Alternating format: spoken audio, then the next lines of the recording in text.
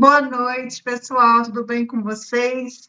Bem-vindos à semana 3. Então, alguns recadinhos importantes para a gente começar a nossa aula.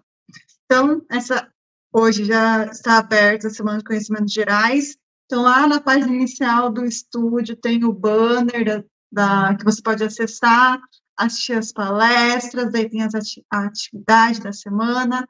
Lembrando que a atividade da Semana de Conhecimentos Gerais vale nota na média final de todas as disciplinas, então não deixe, né, de fazer ela, não perca essa oportunidade.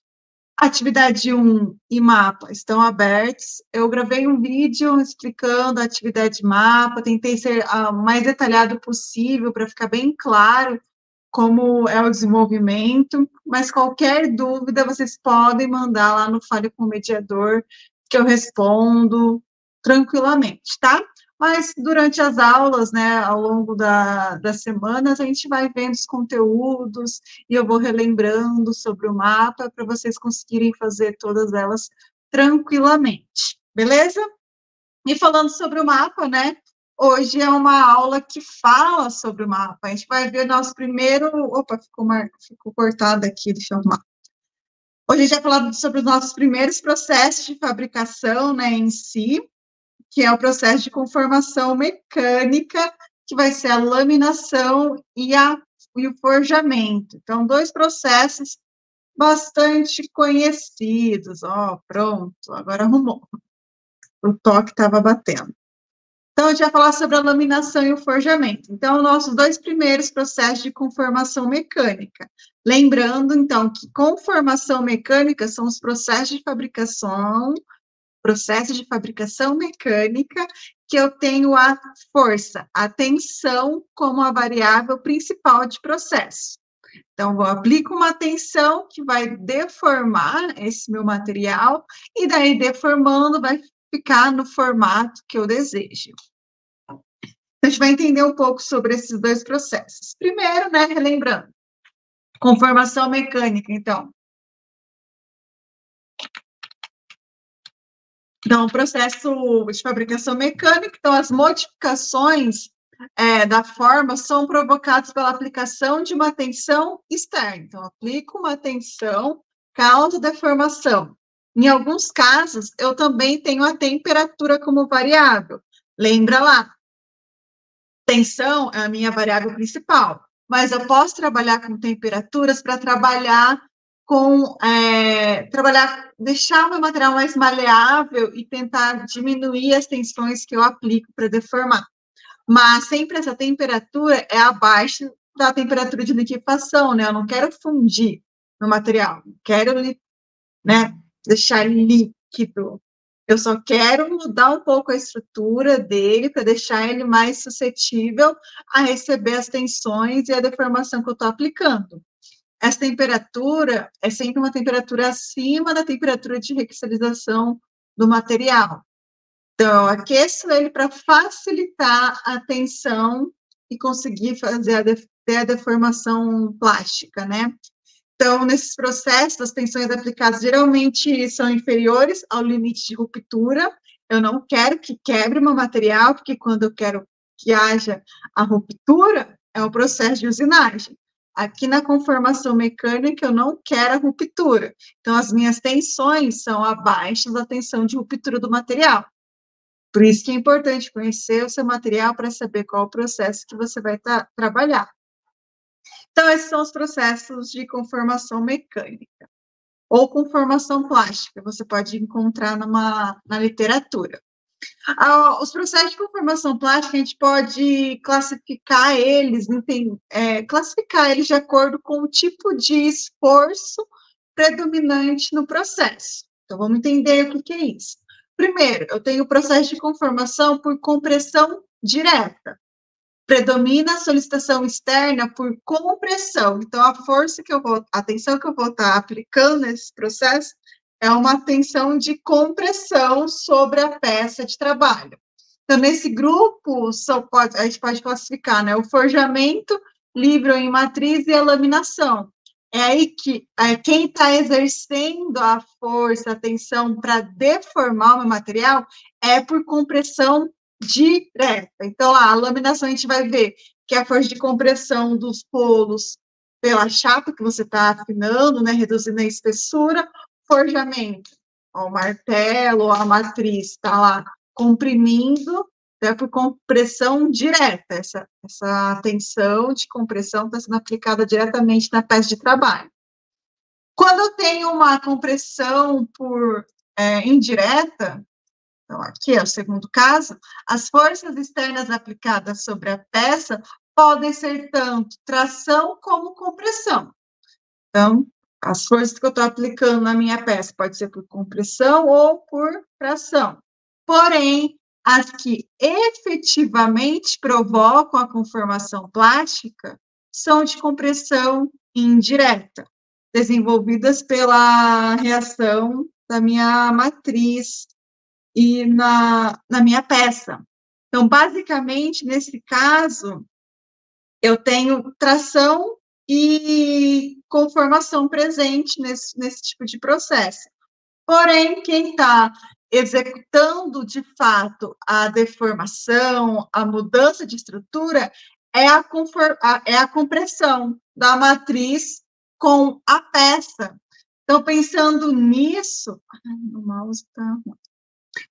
Pensando nisso, ó, eu tenho, então, no mesmo processo, eu posso ter compressão e tração, mas quem está realizando o processo de deformação é compressão. Então, pensa na trefilação. Eu estou puxando o meu fio. Eu estou puxando. Mas quem está realizando a deformação, qual que é a tensão? É a compressão da minha fieira, que é a ferramenta, é ela que está realizando a força de compressão para reduzir a seção. Então, é um processo de compressão indireta. E quando a gente fala, então, tem compressão direta, é diretamente a força de compressão, só ela que existe. Na compressão indireta, eu posso ter forças envolvidas no processo de tração e compressão, mas quem está realizando o processo mesmo é a compressão. Pense na trefilação. Outro caso são os processos de conformação por tração, por exemplo, estiramento de chapas, que eu estou só estirando, né? Então, eu estou aplicando a tração para esticar, para estirar, em que a peça toma a forma da matriz por meio de uma aplicação de forças força de tração na extremidade. Aqui é só força de tração que está acontecendo. Num processo de conformação por cisalhamentos, lembrar que cisalhamentos são forças cortantes, né? Então, suficientes ou não para romper um material no plano. Aqui eu posso ter ou não a ruptura, né? Romper esse material no plano de cisalhamento. Mas um exemplo é quando eu tenho corte de chapas, né? Cortes por cisalhamento. Então, eu estou aplicando forças contrárias para ter essa ruptura, para ter esse corte. E processos de conformação por flexão. Então, por flexão, as modificações da forma são obtidas mediante, né, a aplicação de momento fletor. Então, aqui a gente consegue imaginar qual o produto, né, qual o processo, né, então, o dobramento. Então, dobrar chapas, barras e outros produtos. Então, tem um movimento de flexão. Então, a força, a tensão que eu estou aplicando é uma tensão de flexão. Então, são formas de eu classificar os meus processos conforme a tensão que está atuando para a deformação do meu produto, para a conformação do meu produto, da minha peça. Beleza? A gente vai falar um pouco mais sobre dobramento, calandragem, que vai ficar bem legal esse processo de calandragem. E a gente pode classificar também, então, o processo de conformação mecânica em relação à temperatura de trabalho, que eu mencionei lá.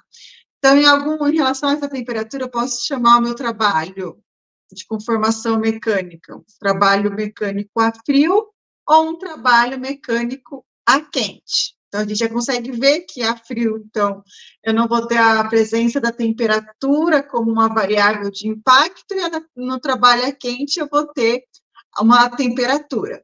Então, quando eu falo essa temperatura de trabalho, ela é maior do que a temperatura que provoca a recristalização do metal.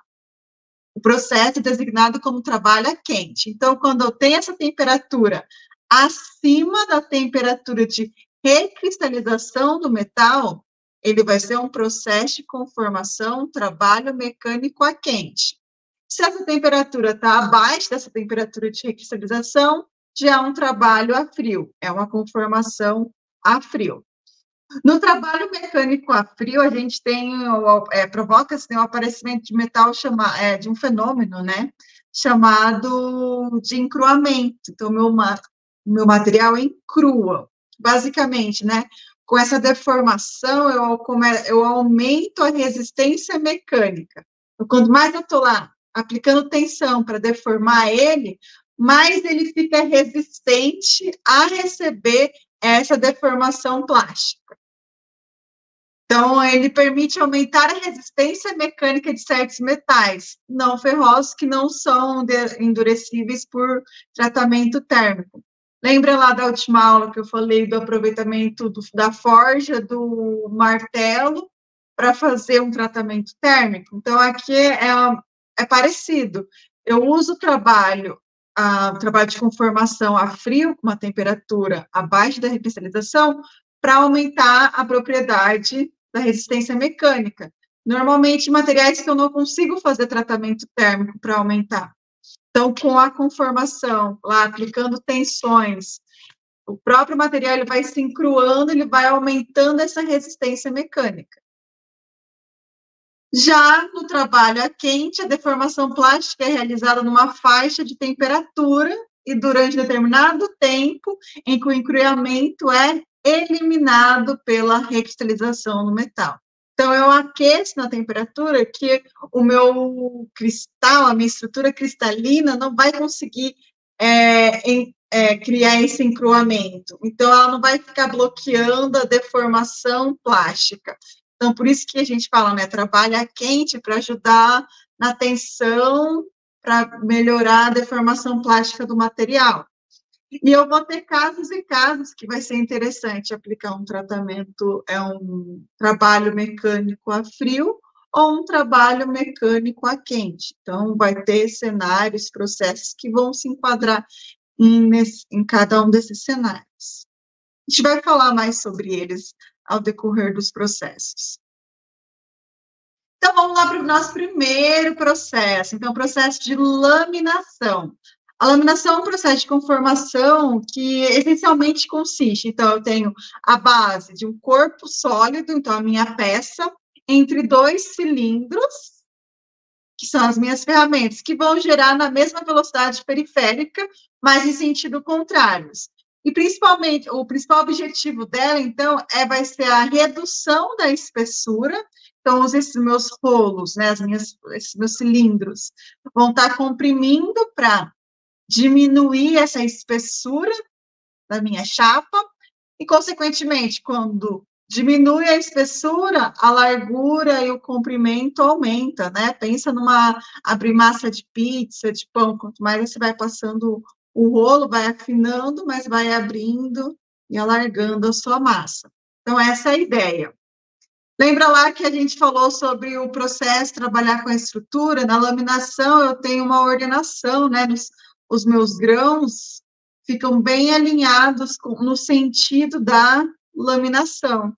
Então, aqui eu tenho produtos laminados, acabam tendo propriedades mais homogêneas devido a essa deformação do grão em um sentido, né? Então, você tem um ganho nesse quesito. Então, ó, passagem da peça pelos cilindros ocorre através de uma força de atrito que vai atuar na superfície de contato entre peça e os cilindros. Então, eu tenho uma força de atrito, porque, como eu falei, eles estão girando em sentidos contrários, mas com a mesma velocidade periférica. Então, por causa dessa força de atrito entre a peça e a superfície dos cilindros, eu consigo ter esse movimento. E essa força é proporcional ao coeficiente de atrito, né, entre peça e cilindro, e uma força normal de contato. Então, Então, eu acabo tendo, né, uma força normal de contato, a força do atrito, né? Então, ela vai ser sempre proporcional, né, ao coeficiente e à força normal. Eu tenho a minha força de conformação mecânica, de laminação. Essa força normal é dividida pela área da superfície de contato, então, eu divido pela superfície de contato, e a pressão é exercida pelos cilindros, que, por sua vez, resulta na resistência à deformação plástica. Então, tensão, força sobre a área. Então, a força que eu estou aplicando na área, eu consigo ver a tensão para entender qual que é a tensão de resistência do material para sofrer essa deformação plástica. Mas não é simples assim, né? Eu tenho outras variáveis que pode modificar, né? Então, por exemplo, a temperatura, a velocidade que eu estou passando, né, essa minha peça pelos cilindros, mas basicamente esse é o processo. E lembrando que os cilindros, então, vão agir como a força de compressão direta, vão estar comprimindo para fazer essa redução da minha espessura.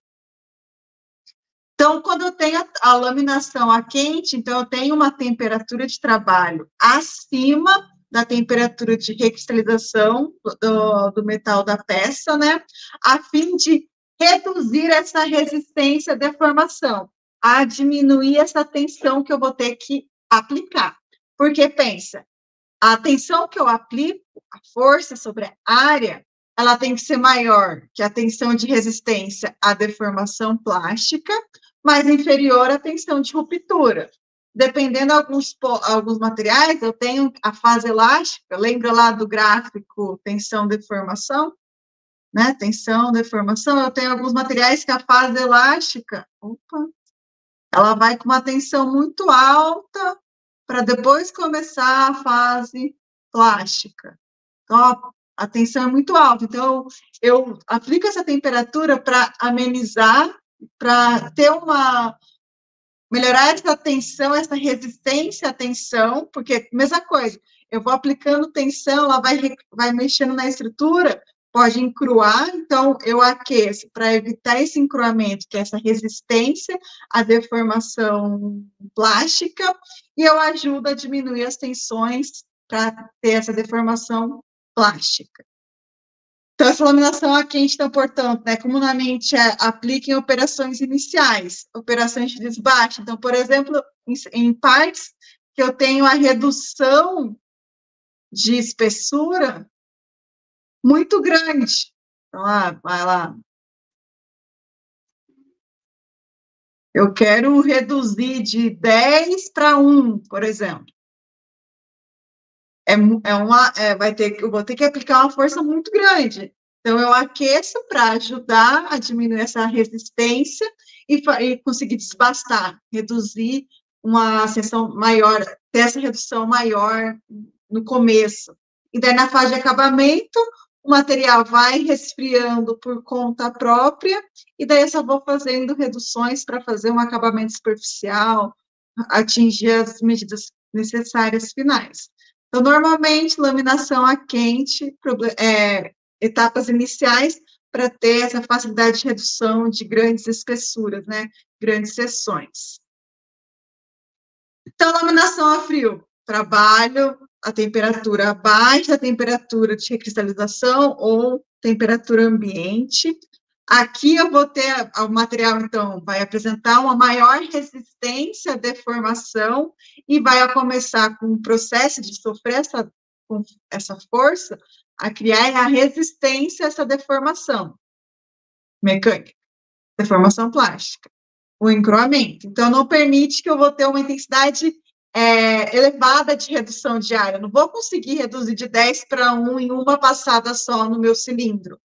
Então, eu vou ter que entender qual é a capacidade de processo que eu tenho na minha máquina.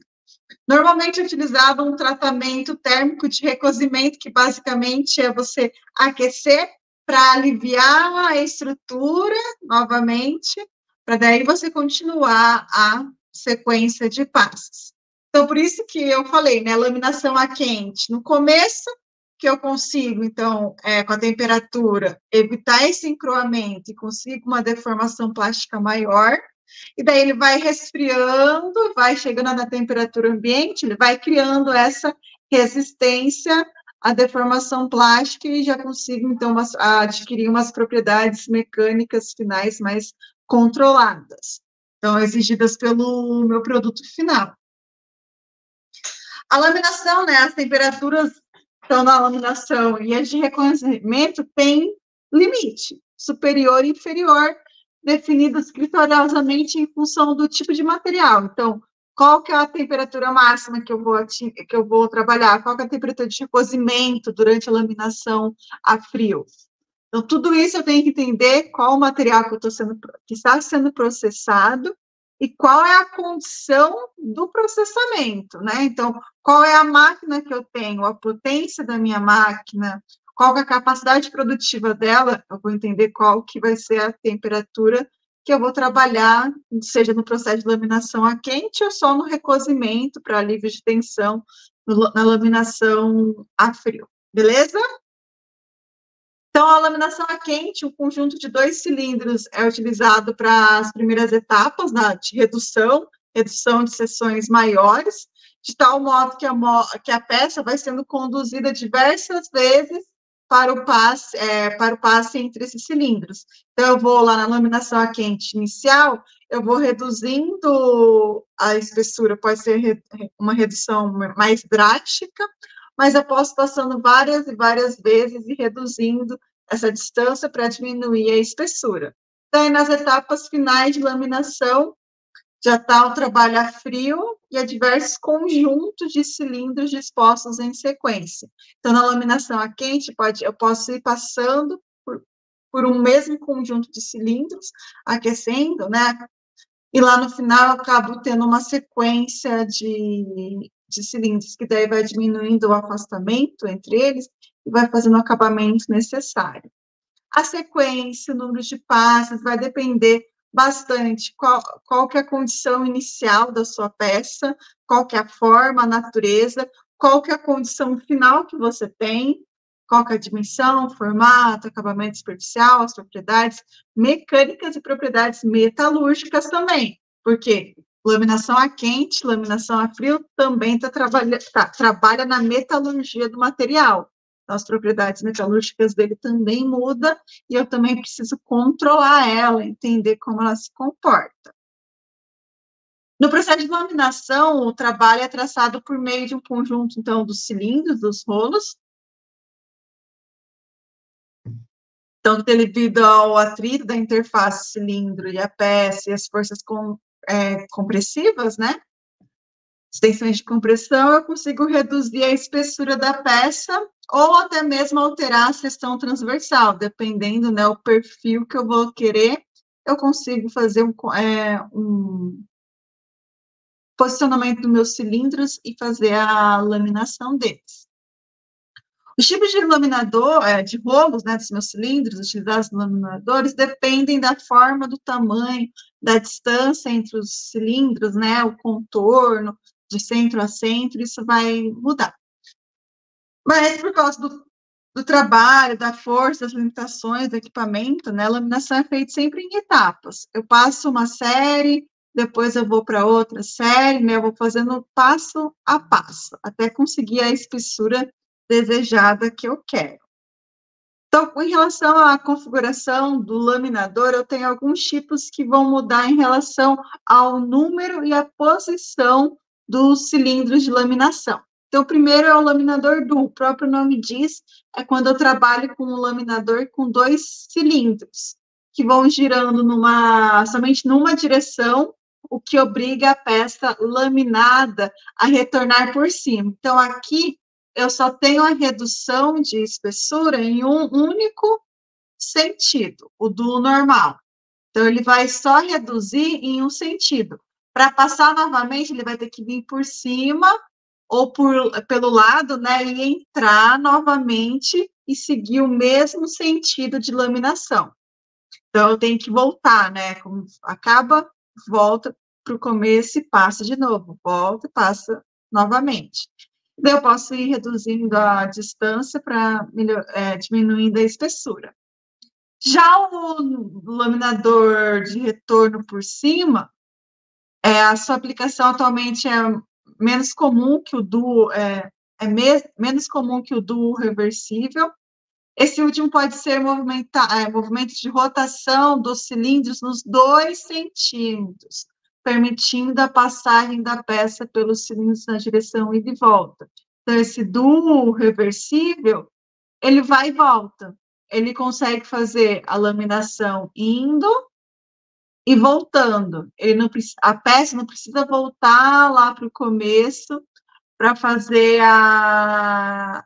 começar a laminação nova. Então, eu consigo mudar o sentido. Vai, consegue voltar. O laminador de retorno por cima ou de lado, tem que parar, volta no início, começa de novo. Para, volta no início. Esse do reversível, ele consegue ir e voltar. Nos 2 sentidos, eu estou tendo o processo de laminação. Então, essa aplicação, esse retorno por cima é menos usado, né? Porque eu tenho que parar e voltar, esse reversível já otimiza bastante o processo. O laminador trio, então, eu tenho 3 cilindros na composição da máquina, então, ó, tenho 2 cilindros, um superior e inferior, então, superior e inferior, que são maiores que o cilindro intermediário, e são acionados por motores. Então, lá, os das extremidades, de cima e de baixo, ele é ligado em um motor. Já o cilindro intermediário vai se movimentar, então, pela ação do atrito. Então, a ação do atrito vai girar o do meio, vai rotacionar para fazer o movimento dele. E a movimentação da peça se dá com a ajuda de uma mesa, de levantar uma mesa inclinada. Então, ele vai inclinando, vai girando, vai posicionando a peça e vai passando por entre esses cilindros. Já o quadro, 4, né? Tenho 4 cilindros. Então, o laminador 4 é utilizado para o trabalho a quente e a frio também, com produtos planos, chapas grossas e finas. Então, são necessários 2 cilindros de encosto, então, como se eu tivesse 2 cilindros de encostos, que são os maiores, e que podem ser acionados por motores também. Então, aqui eu tenho um acionamento por motores. Em geral, esses laminadores são dispostos em série, formando uma linha de laminação. Então, um trem, como se fosse uma linha de produção, uma linha contínua de laminação. Então, eu tenho esses maiores, que é o de encosto, né? E o do meio, que vai fazendo o processo de conformação. E o planetário, o Saint-Zimmer, ele é constituído de alguns cilindros apoiados uns nos outros, desenvolvido para reduzir a quente ou a frio uma placa. Então, aqui eu tenho, né, toda uma distribuição de força e tensão, então eu consigo trabalhar com uma redução de espessura maior em uma única passagem. Então, eu consigo aumentar essa compressão, então essa mudança de espessura pode ser uma mudança mais drástica, em uma única passagem eu consigo já obter uma boa redução de seção. Mas aí, né, mais caras e mais complexas, né, para você comprar, complexas em relação ao dinheiro. E o laminador Thunder é o contínuo, né, então, basicamente, é o quadro, né, na minha linha de produção, na minha linha. Então, são laminadores em Thunder, são inclusos uma série de laminadores não reversíveis de 2 lados. Então, eles não voltam, eles só vai. Os quais fazem o fornecimento um após o outro, a fim de que o material passe por todos eles na ordem. Então, é como se fosse um trem, né? Laminadores um do lado do outro. Para passar nesse, tem que passar nesse, tem que passar em todos para ter a redução de espessura. Posso trabalhar em massa, né, em grandes massa, que daí eu posso trabalhar com espessuras diferentes nesses trens. E, pois, volumes menores também exigem mudanças mais rápidas de configuração e além de consumirem muito trabalho. Então, produção em grande massa, eu consigo utilizar isso tranquilamente, e é muito utilizado mesmo. Beleza, laminação é um processo mais simples, que basicamente é para laminar, né? Você reduzir essa seção, pega um tarugo, uma barra, e você quer trabalhar com essa espessura, diminuir. Eu vou colocar lá na sala do café um vídeo que é bem legal, que é do Manual do Mundo, do Iberê. Ele mostra a fabricação de alumínio e no final mostra um produto vindo do alumínio, que é o papel alumínio. E lá mostra a redução. Eu pego lá barras, tarugos, blocos de alumínio que passa pelos laminadores, um trabalho a quente, e chega a milímetros, né, micromilímetros, né, bem pequenininho mesmo, para formar o nosso papel alumínio para embalar carne, embalar comida, né? Então, ele consegue essa redução. E lá mostra, lá é um trabalho a quente para sofrer toda essa redução na espessura. Bora lá para o forjamento, que é um processo de conformação mecânica, um dos mais antigos, né? Que se tem registrado. Então, lá, quando a gente assiste um filme medieval, sempre tem, né, as pessoas fazendo as espadas, né, através da forja. É algo que a gente já tem uma familiaridade, né, pelo cinema.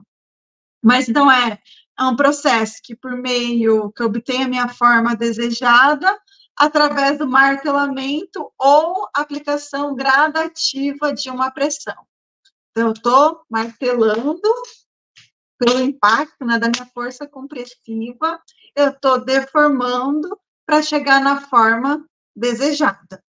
A maioria das operações de forjamento é realizado a quente, mas eu posso ter forjamento a frio sem nenhum problema.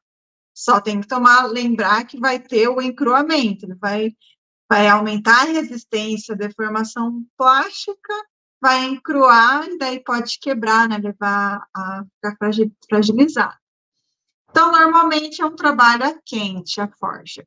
Existem duas classes principais de equipamentos, eu trabalho com martelos ou prensas.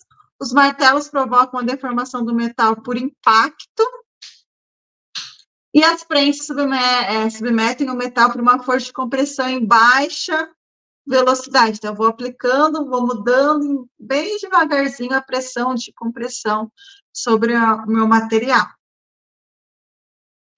Vamos lá entender um pouco dos processos de forjamento. Então, eu tenho o forjamento livre. No processo de forjamento livre, o material é deformado entre ferramentas planas ou formato simples. Então, lá, eu tenho a forma que eu quero. Aqui, por exemplo, a minha prensa é lisa, é um formato livre, uma ferramenta plana, eu vou estar aplicando a força e deformando a minha peça. O processo de deformação é efetuado, então, pela compressão direta, tá? A compressão que está diretamente exercida. E o material vai escoando perpendicular à direção da aplicação da força. Então, o caminho de menor atrito. Então, aqui eu estou aplicando a minha força de compressão, para onde o material vai fugir, vai escoar, vai ser no sentido perpendicular, né, ó, de 90 graus, então ele vai escoar para o lado, ele vai fugir, né, para onde ele tem livre, então vai ser perpendicular, e é a reação de menor atrito. Esse processo é usado geralmente para grandes peças, ou quando o número a ser produzido é pequeno, que não compensa a confecção de matrizes caras, então, ou trabalhos artesanais, né, que eu não tenho, que daí o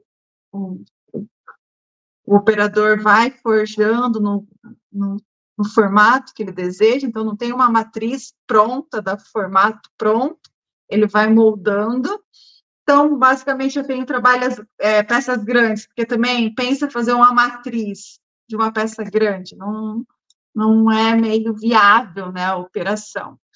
E para pouca quantidade, também não vale a pena o investimento da produção. Então, vai no forjamento livre, e daí você vai mudando a posição para sempre o material escoar perpendicularmente à força de aplicação, né? Então, se eu aplico uma força de compressão aqui, meu material vai forjar, vai escoar sempre perpendicular a essa força de aplicação. Normalmente, esse forjamento livre é usado para pré-conformar. Então, eu faço uma pré-conformação. Então, é como se fosse um tratamento inicial, uma preparação de uma peça que vai para um forjamento em matriz, né? Só para começar a fazer esse encaixe nessa minha matriz. Forjamento em matriz, o material é deformado entre duas metades de matriz. Então, aqui tem um exemplo.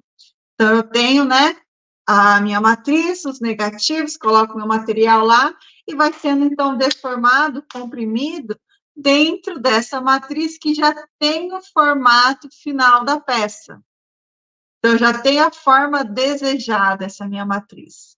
E daí a deformação ocorre sobre alta pressão, né, nessa cavidade fechada, e assim o meu material, né, a minha peça vai forjar, daí ele vai escoar para o formato que eu tenho, pela forma que eu tenho disponível na minha matriz, né?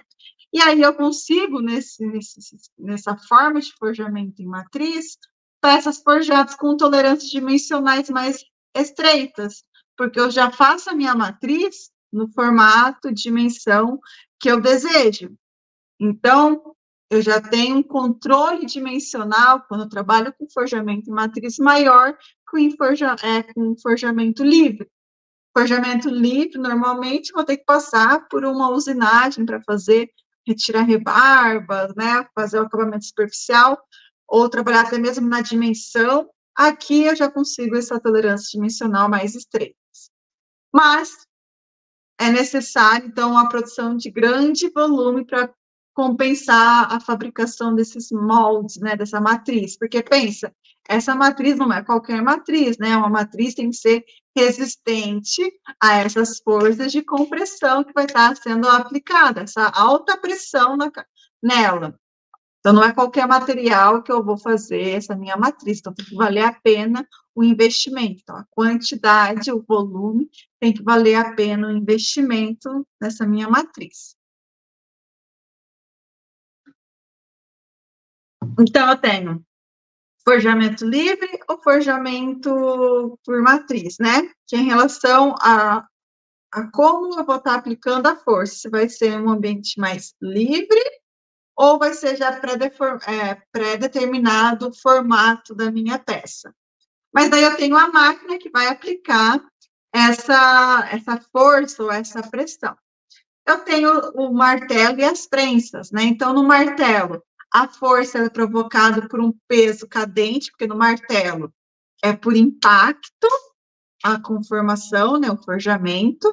Então, eu tenho esse peso cadente, ou um martelo. Então, é um peso que vai cair e vai gerar um impacto. Esse impacto provoca, então, a deformação do metal em alta velocidade. E essa deformação ocorre primeiramente, né, nas camadas mais superficiais da peça. Então, essas máquinas são energeticamente limitadas, pois a deformação resulta da dissipação da energia cinética do martelo. Então, a gente lembra lá da física, né, lá do colégio, que basicamente, deixa eu passar aqui, ó, que a gente consegue ver um exemplo do martelo. Então, aqui vai ser o martelo de queda livre. Então, esse vai ser o meu peso. Eu tenho um peso, eu tenho a distância da queda, nesse caso, vai ser uma queda livre, eu consigo encontrar qual que vai ser a energia de impacto que vai gerar. Então, opa, máquinas com um peso maior, com uma distância maior de queda, mais energia. Então, ela tem essa limitação em relação à estrutura e essa dissipação, essa limitação energética, né, na composição dela. Então, eu tenho 3 tipos, de queda livre, duplação e de contragolpe, mas, assim, é basicamente o mesmo conceito. Então, vamos lá. Queda livre, então, consiste como uma base que suporta as colunas, nas quais a gente tem as guias, né, de suporte para esse peso, e lá tem o meu peso, o meu martelo, que vai sofrer a elevação. Ok, aqui, ó, a altura da queda livre. O trabalho máximo produzido pela massa cadente é a capacidade nominal do martelo. Esse trabalho, que pode ser transmitido ao metal, né, depende basicamente do peso do sistema, então a massa dele, né? Ó, aqui, a gente aqui não pode falar peso, né? A massa está quilograma. Então, a massa dele e da velocidade final no momento do impacto, né? Então, uma queda livre, eu consigo ver a aceleração dele, daí o impacto, a velocidade que ele vai bater, consigo ver a energia e trabalhar toda essa questão energeticamente do meu processo. Então, qual vai ser o trabalho que ele vai exercer? Então, tem essa limitação que a gente já entendeu. O martelo de dupla ação, então, é a mesma ideia de um peso cair e reformar. Mas o que vai diferenciar que nesses martelos de queda livre, pelo sistema de levantamento e queda de massa cadente, que nesse caso, a energia é fornecida não somente pelo peso da massa, causada pelo mas também eu tenho um acionamento de um cilindro hidráulico ou pneumático, então aumento um pouquinho esse trabalho, essa velocidade de queda. Então, eu estou tendo alguma coisa para impulsionar, né? Então, os martelos de duplação são preferidos aos martelos de queda livre quando se trata de forjamento em matriz, porque eu tenho uma força maior, uma resistência. Então, a força exercida pelo pistão pode chegar a 20 vezes o peso da massa cadente. Então, colocando lá o incentivo da pneumática, do sistema hidráulico, eu consigo aumentar essa força, esse trabalho exercido pela massa. Já o martelo de contragolpe, então, eu tenho 2 massas que se chocam no meio do percurso com a mesma velocidade, sendo que a massa superior é acionada por um sistema pistão. Então, aqui, ó, massa 1, massa 2. Eu tenho uma massa em cima, uma massa embaixo. Então, a massa de cima, ela é acionada por um pistão, cilindro pistão. E delas vão se encontrar aqui no meio. Então, a minha peça que está forjando é aqui. Então, a massa inferior, ligeiramente menor que a superior, cerca de 5%, é acoplada normalmente à superior no meio por cabos, ó. Então, aqui eu tenho ligada por cabos. Então, o meu pistão aciona essa massa de cima, ela vai cair, sistema de transmissão por cabos, vai puxar ela e vão se colidir, né, se chocarem aqui no meio do martelo. Os martelos de contragolpe apresentam em relação aos outros, né, o cadente e o de duplação, algumas vantagens. Então, maior rendimento, porque então eu estou tendo uma transmissão, um trabalho absorvido por essas 2 massas, né, quando se choca, eu tenho maior aproveitamento, maior rendimento desse trabalho, desse choque, né, desse impacto dessas duas massas. E também, né, ó, e muito pouco dele é transmitido às fundações. Então, essa energia, esse impacto, esse trabalho, eu não perco para a estrutura. Eu consigo aproveitar ao máximo no processo de forjamento. Beleza? Mas eu também tenho prensas de forjamento. Então, martelo, força de impacto, alta velocidade, prensas de forjamento vão trabalhar, então, através de força, mudança de força, né? Não, bem leves e bem devagar a mudança da minha força. O impacto, aqui não. A prensa, ela vai comprimindo lentamente para gerar a deformação que eu quero. Então, normalmente, eu tenho prensas hidráulicas, né, verticais, com um cilindro na parte superior, especialmente adequadas, né, para a situação. O único tipo de prensa que aplica uma pressão uniforme, então, aqui eu tenho uma pressão uniforme e com uma velocidade constante, quase constante, né, de velocidade de deformação. Então, é de uma força restrita, né? A sua capacidade de executar uma operação de forjamento é limitada pela carga, né, do sistema hidráulico que ela tem. Beleza, voltando lá na questão de matrizes de forjamento, que eu falei lá, que eu tenho o forjamento livre, o forjamento por matriz, eu tenho que pensar que essa matriz de forjamento, ela vai ser submetida, então, a altas tensões de compressão e a uma alta solicitação térmica. Então, ela dentro dela que vai estar acontecendo tudo, né? Choque mecânico, tensão de compressão, tem a temperatura envolvida. Então, devido a essas solicitações, esse cenário, eu tenho que ter algumas características em relação a essa minha matriz. Então, ela tem que ser um material de alta dureza, elevada tenacidade, conseguir absorver energia, resistência à fadiga, alta resistência mecânica a quente e alta resistência ao desgaste. Por isso que trabalhar com matriz, né, de forjamento, tem que compensar, tem que colocar no papel para ver se vai compensar todo o investimento em fabricar essa matriz com volume de produção. Os materiais mais utilizados para as matrizes de forjamento são aços ligas e metal duro. Para a conformação de metais não ferrosos, leves, né, alumínio, suas ligas, e aço cromo-níquel ou cromo-níquel molibdênio, são preferidos pela sua alta tenacidade. Então, para a conformação de aço, os aços ligados ao tungstênio são mais utilizados dentro da matriz por causa da elevada resistência a quente. Então, eu tenho que conhecer o meu processo para saber, se eu vou trabalhar com matriz ou não, se vai compensar.